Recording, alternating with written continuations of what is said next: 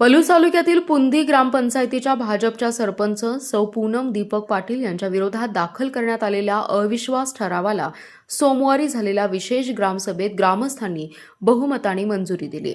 अविश्वास ठरावाच्या बाजूने 581 तर विरोधात 484 मते पडल्याने हा ठराव 97 मतांच्या फरकाने संमत झालाय। सरपंचांविरुद्ध मंजूर झालेल्या अविश्वास ठरावास संमती देण्यासाठी आवश्यक पुढील कार्यवाहीच्या अनुषंगाने माननीय राजेश कदम गटविकास अधिकारी पलूस यांच्या आदेशानुसार श्री हनुमान मंदिरासमोरील खुल्या जागेत विशेष ग्रामसभेचं आयोजन करण्यात आलं होतं।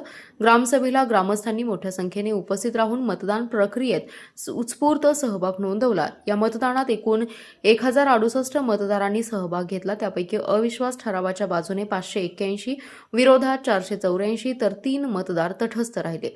त्यामुळे अविश्वास ठरावाला स्पष्ट बहुमत मिळाले।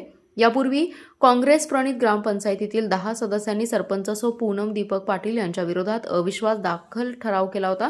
ग्रामसभेतील मतदानानंतर या ठरावावर ग्रामस्थांनीही शिक्कामोर्तब केल्याने पुंदी ग्रामपंचायतीच्या राजकारणात महत्त्वपूर्ण घडामोड घडली असून पुढील राजकीय प्रशासकीय प्रक्रियेकडे सर्वांचं लक्ष लागलंय।